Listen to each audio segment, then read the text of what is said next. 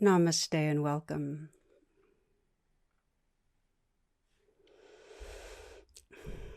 It's very nice to be with you, and I share, to begin with, a cartoon that I got recently that I found really easy to relate to, and it was of two mice, and each of the mice is on its own spinning wheel, and one is frantically moving, and the other one is just sitting at the bottom of the wheel looking very relaxed and at peace. And of course, the caption is for that one, "I had an epiphany."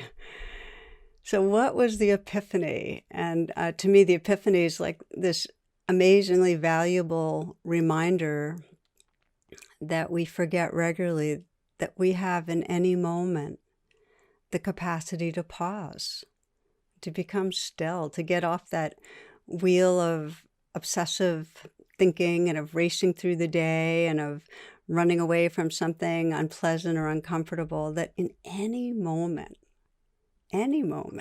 we can stop. We can stop, we can breathe, we can let go a little. I'm trying to do it right now. It's just any intentional moment of that gift, letting go, letting go. And then it's possible to enter the next moment with more presence and balance and clarity and heart. In Buddhist psychology, there are what are called the four divine abodes, and these are each one is an expression of what it means to be at home in the sacred. And the divine abodes are loving kindness, compassion, joy, and the fourth, which makes all the other ones, the previous ones, possible, is equanimity. So equanimity is this inner balance, this ease or spaciousness of presence. It's a non-reactive awareness. And when we're able to come into rest and be in that spaciousness, that inner presence, then all the other qualities of life that we so cherish, like compassion, like love, arise naturally. We can actually move into the next moment when we are coming from equanimity with our full intelligence, our full heart. I often reflect on Viktor Frankl's famous quote because it's really an equanimity quote. And he says that in between the stimulus and the response, there's a space. And in that space is your power and your freedom. So it's really, really meaningful on our path to be able to do what that mouse did and just stop racing, just stop the spinning wheel, come to rest. Especially in current times, as we consider we're in times of multiple pandemics and with so much uncertainty and threat, and so many of us feeling reactive, distressed, being able to step off that spinning wheel and access that space of equanimity, that refuge of inner ease, is a tremendous gift. It affects all who we touch. So this is what we'll be exploring together this evening, how we can move from reactivity to that space of non-judging, balanced presence. And as we explore this, you might be considering what are the waves that you're encountering in your life, whether it's individually or your sense of our world, that really stir you up. The waves that get you spinning when you most really need to be able to touch in again to that inner refuge. So this will be our inquiry, shifting from reactivity to that presence that allows us to then respond from the best of who we are, from our awake hearts. I'd maybe begin by sharing a story, NPR a few years ago, that's where I heard it, where this little girl, Melissa, is at home and she's drawing and she's all excited because she has just discovered that if you combine yellow and blue, why, it makes green. And so she shows her mom, and her mom says, "Oh, that's beautiful. And you can show your dad when he comes home." So that evening, her father, who's a very busy Wall Street finance person, broker, comes home and he's very agitated, and he walks in the door talking on his cell phone, and little Melissa's following him around the house, trying to get his attention, but he's on the cell phone, and he goes into his office and he's on the cell phone and turns on the computer, and she's tugging at his pants, trying to get him to look at what she's done. And he gets irritated and he says, "Melissa, what are you doing down there?" And she said, "Daddy, I live down here."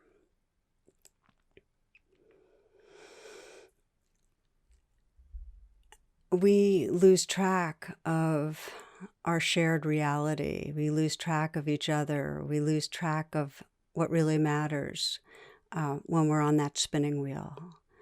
We miss out. And there's that saying that life is what's happening when we're on our way somewhere else, wanting something different, being preoccupied. So it's a true loss to override our living moments, because we can't really listen to our own hearts, to others. There's no real presence with whatever hurts and fears are there. And there's also no intimacy, no sense of aliveness and wonder. We're just in a trance.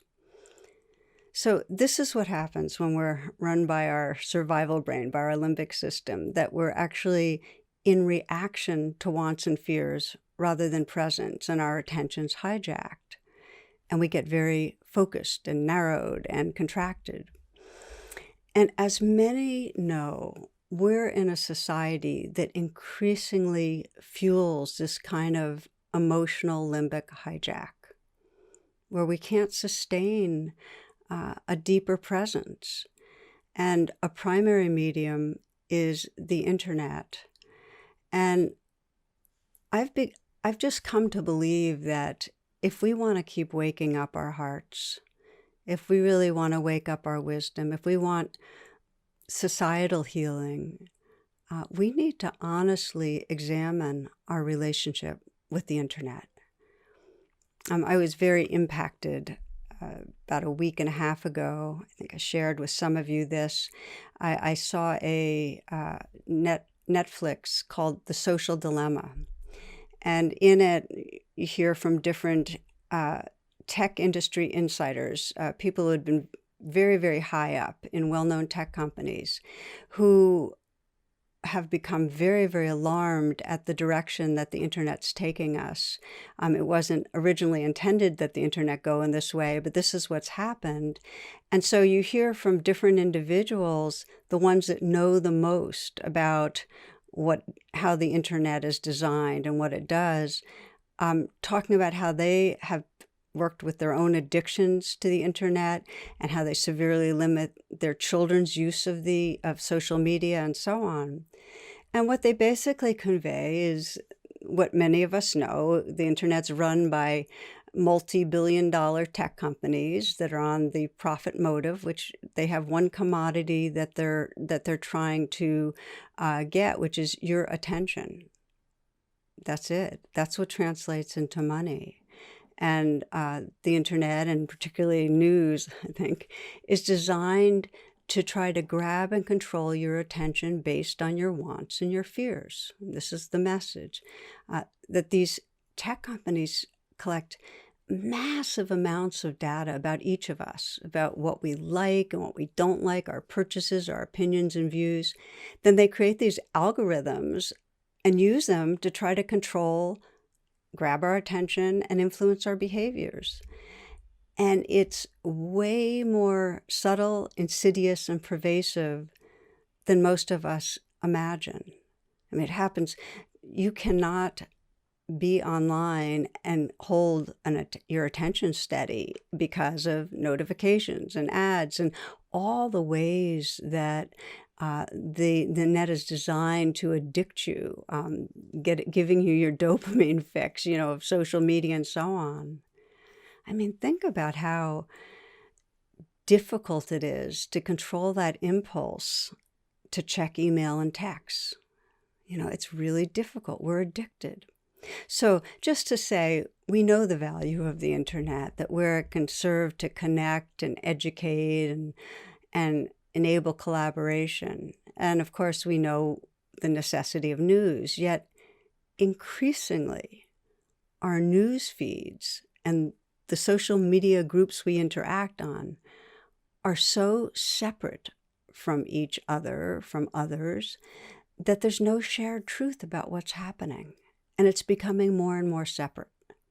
And it's really scary because living in separate realities, in the Netflix, they likened it to different groups living in their own Truman shows, because here's the thing. No matter how right you might feel in your view about things right now, the more time you're online and it's compulsive, that you're really hooked on the news and so on, the more narrow the mind gets and the more charged emotions get, and the more it feeds this trance of bad others, and it feeds biases, and it contributes to a divided society. The addiction to the internet contributes to this trance we're in of them out there, a bad other out there. And it's the same trance that divides us from ourselves. It really erodes our capacity for equanimity and presence. So I took a little time on this because I'm working on it myself. I've been increasingly taking blocks of time each day, as well as days from the week where I'm not online.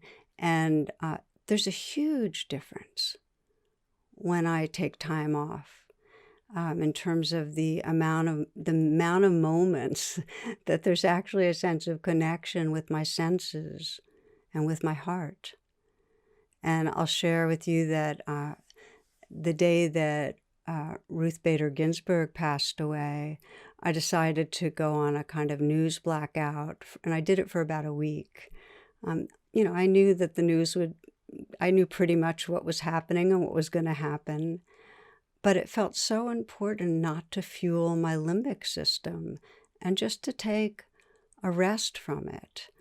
And I remember one friend was at the Supreme Court the other day and never seen so many bouquets and so much heart caring. And it just taking that break let me keep tapping into the caring and what mattered most, really individually and as a society.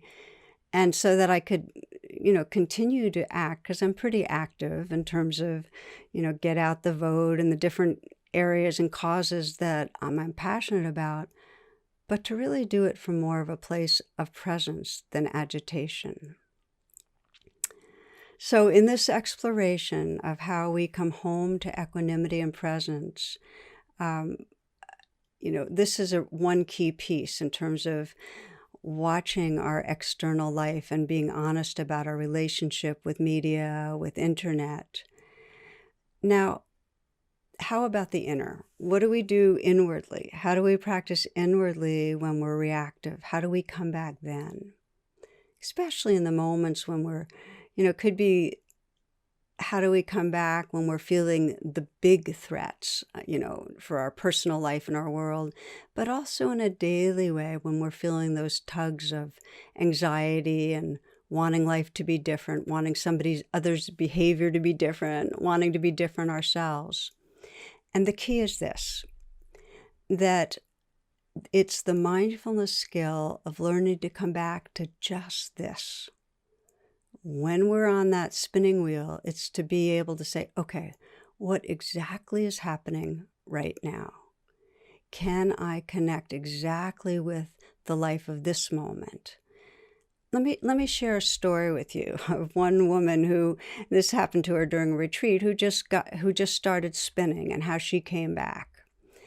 And we teach a lot in our retreats about staying awake and in our bodies. And one of the meditations for that is walking meditation, which is it's a beautiful meditation where you don't you don't walk to get somewhere. It's just really walking about 15 paces, and then you stop, pause, turn around, and walk back 15 paces. But what you find in not trying to get somewhere, you're not on the wheel racing, is that you actually arrive in the steps. It's possible to step on this earth with appreciation and presence. So this woman, everybody was doing walking meditation, but she didn't like it. She was having difficulty with it. So she was assigned by one teacher, since she was having so much trouble with it, to actually stop sitting altogether and do a whole day of walking meditation. So they negotiated because she really didn't like that assignment. Everything, of course, is completely voluntary and optional, but it was just an idea. They agreed on a half day of walking meditation. So I want to read you a note that she wrote after that half day of walking meditation. Long walking meditation all morning, assignment completed. Thank you. Now I can meditate while moving. I thought I might discover why I've been so resistant to it, but no, circumstances taught me something else instead. I chose to walk in the annex walking room because it's small, beautiful, and usually quiet. Today, however, it was noisy as hell. There was some guy in there walking as the little engine that could, wearing noisy boots. Well, I thought, surely he'll be gone when the walking period ends. No such luck. This madman pounded his way through an hour and a half, except when he paused to drink or remove a noisy layer of clothing. I tried metta, loving-kindness practice. Surely he must have a lot of pain to be so driven. Then I realized I wanted to kill the SOB. I stood there noting, hate, hate, hate. Later I stood in the middle of the room and wept. Tears, tears. And then I got to the point that I realized that whatever problem he had was his, not mine. And after that I got quiet, and he was just sound. And so I walked and breathed, and he paced and pounded, and pretty soon it was all the same to me. His noise, my breath, the movement of my body. After an hour and a half he left, and it was incredibly quiet, which was different, but not as much better as I expected, mostly just different. Thank you. So that was the note. Our attention gets hijacked and fixated when we want life different. And it's homecoming to be able to say, it was different, not so much better as I expected. That's homecoming. Just presence with what is, our thoughts, anger, hate, tears, tears. This is the pathway back, to just feel what's here, just stay right here. My friend and poet Dana Falls puts it this way. She says, sometimes my meditation cushion is more wrestling mat than oasis. It's embarrassing how often I release the same distracted thoughts. Again and again I bring myself back to the moment as it is. Not good, not bad, not even neutral. Just life unfolding with me in it. Just here and now reality.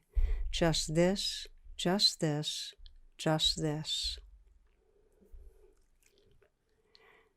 So I want to offer to you this very powerful little tool. It's like a mantra that you can just come back and keep on anchoring your attention. Just this, just this, just this sorrow, just this fear, just this excitement, just this pounding heart, just this quietness, just this ease. Whatever it is, that mantra, just this, or in a similar vein, you can say this too, and that just includes it, this too, and this too. Or I love the word yes, or saying this belongs. But the point is to come back and stay right with the life that's here.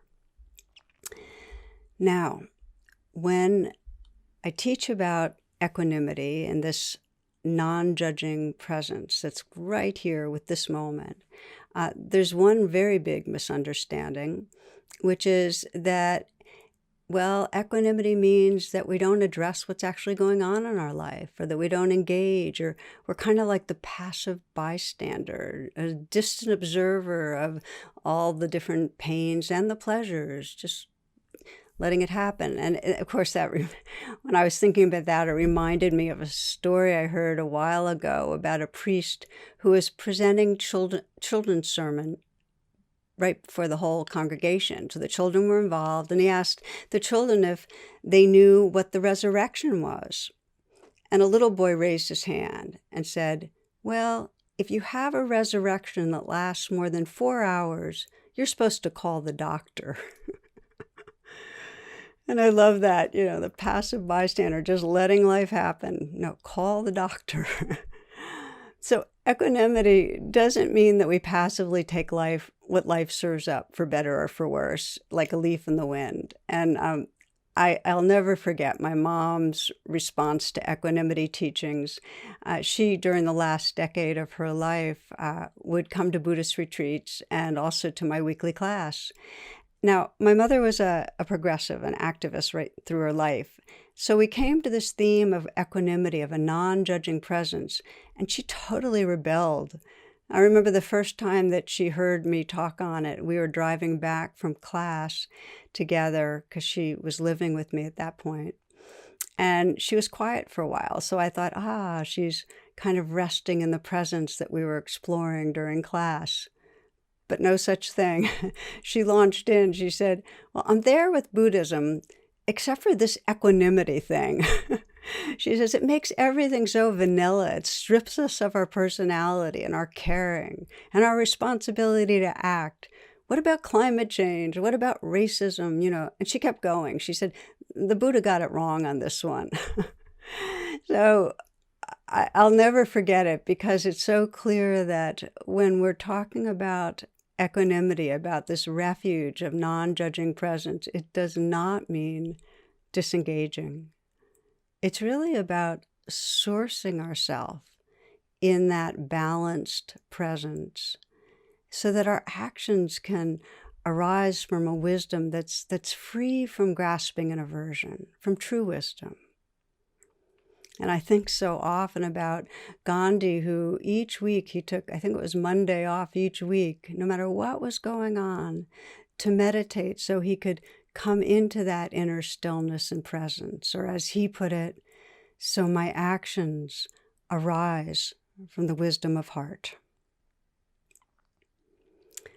I think of the capacity for equanimity with the Dalai Lama's reference to the Chinese. He would call the Chinese, "my friend, the enemy."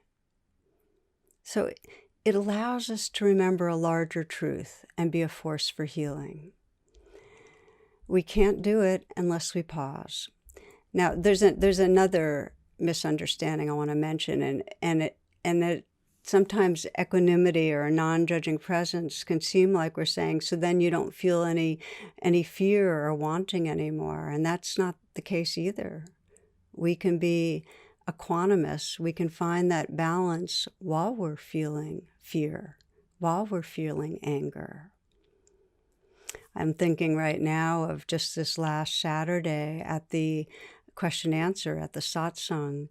One woman from Canada, her question was, she said, "Well, so many of us here in Canada are deeply frightened about what's going on in the United States and, of course, the world, but right now the United States, really pained." And she had tears, and it was really upsetting. And so we began to exchange, and people in the chat were saying, us too, us from the United States too, that we're feeling fear. So we explored, and under that fear that she was feeling, and she felt it with all those that she was friends with, was this deep care about how many are suffering right now, and about the threat of devolving into even more violence and disease and the violation of our earth. And in our exchange, it wasn't about removing the fear. It was about including the fear, just this, and also what was under it, the care, just this, the care. And then the reality of all these others who are feeling the same, that are also caring, deeply, deeply concerned, just this and this. And what we find is that when we can name and include just this and this, what starts growing is a atmosphere or presence that can include it. A presence that is tender and balanced and wise. So rather than reacting to the fear, we're the ocean that can include the waves of fear. And this is the gift of equanimity, of finding that refuge, is that it connects us with an inclusive, open heart space. One meditation master described it this way: the heart that is ready for anything. The heart that's ready for anything. That whatever arrives, if we know how to come into that space of equanimity and presence, we're able to respond with our care, with our intelligence. Story to give you a sense of this, that just this one, really, it touched me. I included this in True Refuge. That was my second book. A woman had come to me and asked me for the Buddhist teachings on how to be present for someone when they're dying, and her partner only had a few days to live, and had requested that she, not a minister or a priest, be the one to support and guide him. And she was terrified that she'd fall short, that this was the most important request of her life and that she would fail him. And so she wanted to think through the different scenarios and read about religious practices for the dying. And I encouraged her instead to practice presence, to really trust her own wisdom. And we explored how when she got caught in the reactive spinning, anxious thoughts and so on, she could come back and pause and try to relax her body a little and connect with just this, with her breath, her aliveness, with just what's there. Just this, refuge and equanimity. So what I want to share with you is that several weeks after her partner died, she was in touch with me. And she said, "Tara, when I allowed myself to pause and come home to presence, I did know how to be with him." And she went on to describe how she had to keep letting go of any ideas about what was supposed to happen, which is all through our life, what we have to do, and just come back to feeling her breath and the fear or the grief or whatever was in the present moment. Just be intimate with that. And then she could, from this more embodied, tender awareness, intuit how to whisper words of encouragement, how to offer a caring touch, how to sing softly.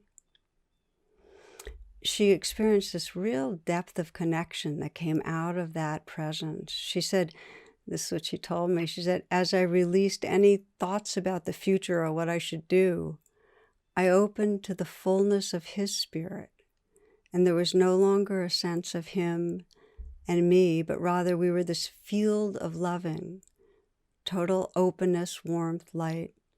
He's gone now, but that living field of loving is always with me." When we learn, and it's really a learn that pathway to that inner refuge, it's really a pathway to our deepest wisdom, our deepest heart. I love the way St. Teresa of Avila puts it. She says, "There's a secret place, a radiant sanctuary. This magnificent refuge is inside you. Enter. Be bold, be humble. Put away the incense and forget the incantations they taught you. Ask no permission from the authorities. Slip away. Close your eyes and follow your breath to the still place that leads to the invisible path that leads you home."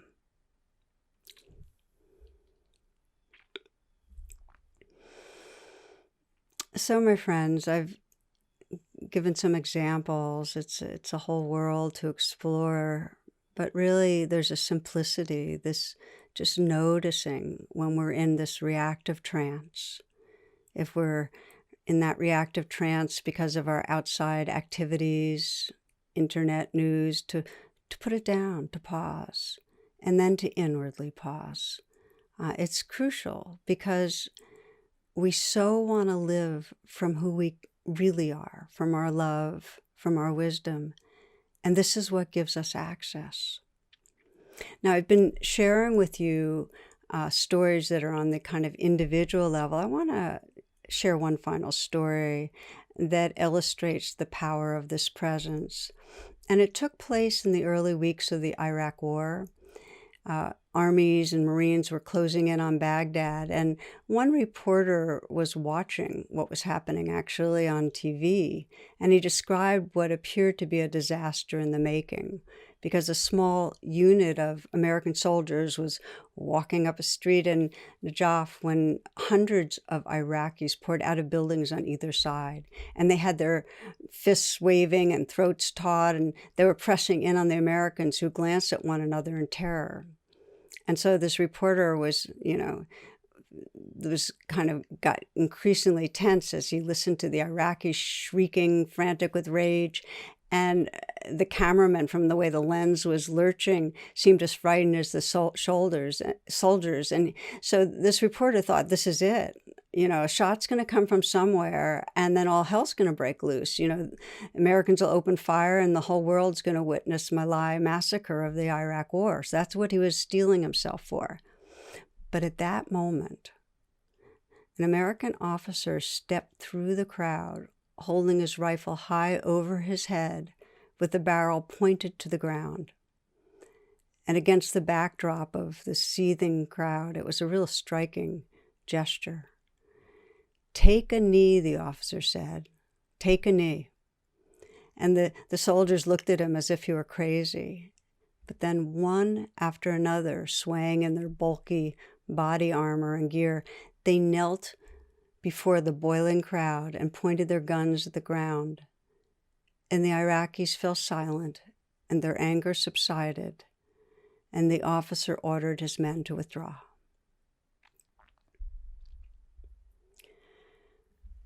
We need leaders that know how to stop the war. We need leaders that know how to pause, how to come into presence, and how to guide us from that presence toward a more understanding, caring, compassionate world. And each of us needs to create the grounds for that kind of a world to emerge. There's huge, huge ripples that come when any of us access wise presence, and then from that live with respect and care towards each other. Huge ripples.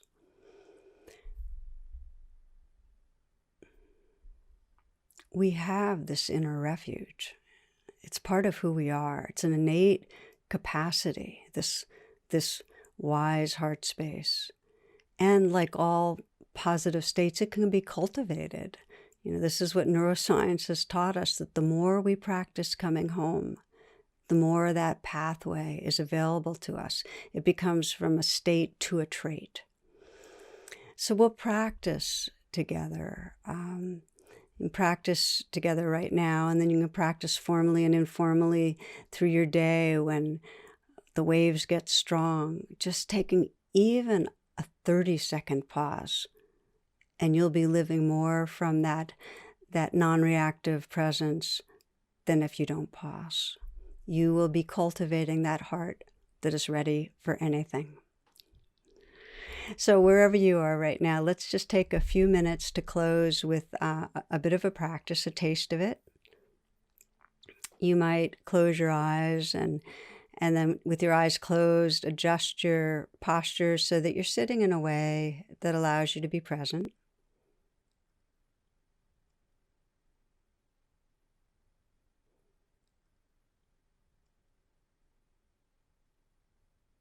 You might scan your life and sense, where are the waves strong for you right now? What is triggering reactivity for you? And you might pick one situation that's been recurrent.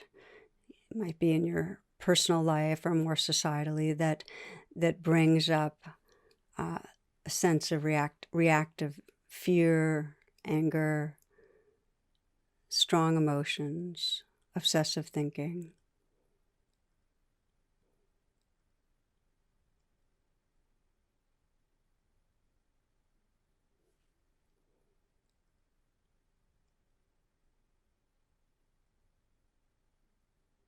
Once you have this situation in mind, imagine yourself in it.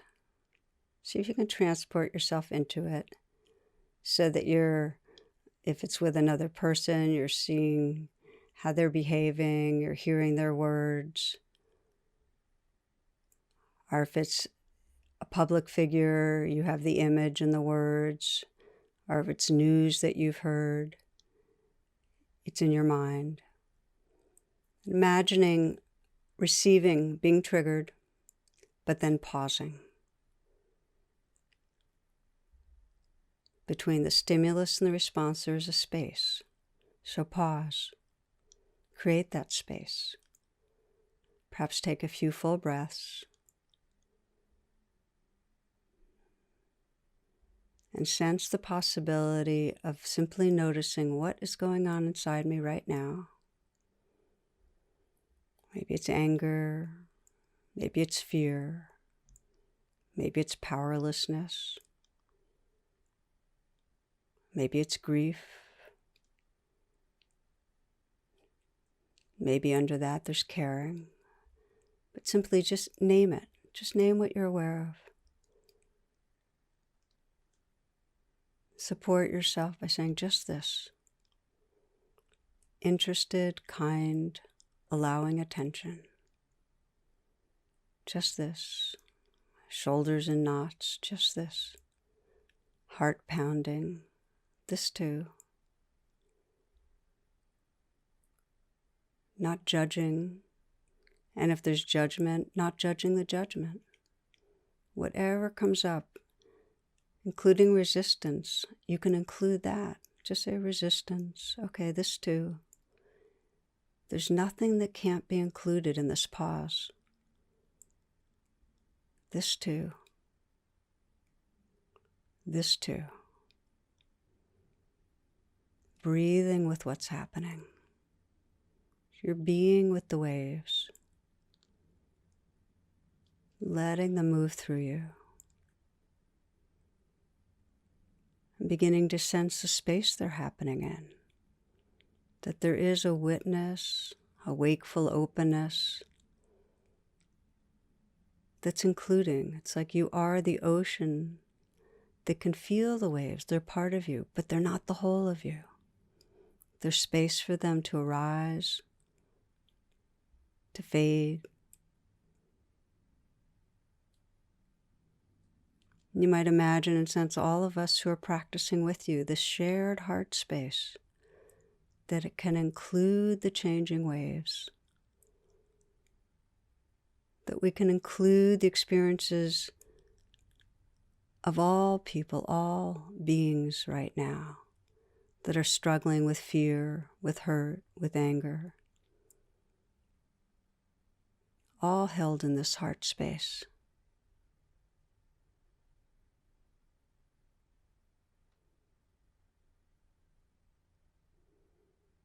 And sense the possibility of that heart that's ready for anything. You might sense the particular situation that triggers you, and from that present, sense what other possibilities are here for you to respond.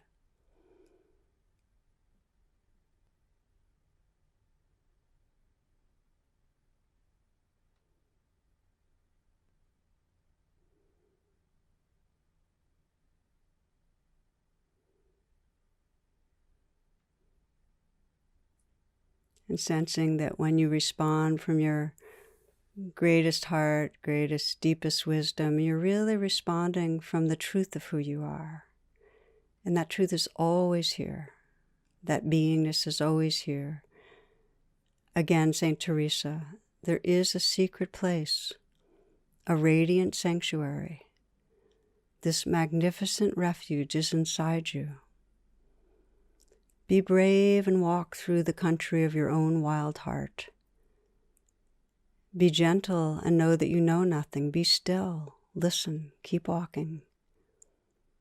No one else controls access to this perfect place.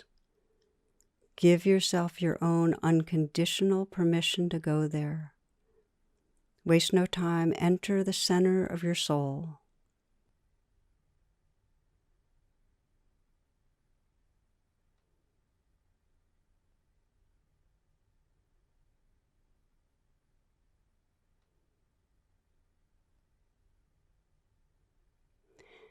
Now taking a few full breaths. And as you're ready, opening your eyes and sensing the possibility in the days and weeks to come of having more and more access to the presence that's always here in this heart space within and around you. I want to thank you for your attention tonight and remind you that there are groups right after that are available for you to participate in. And again, that I know you're going to enjoy being with Sharon Salzberg next week. And then I'll look forward to seeing some of you this Saturday. Okay, many blessings. Thank you.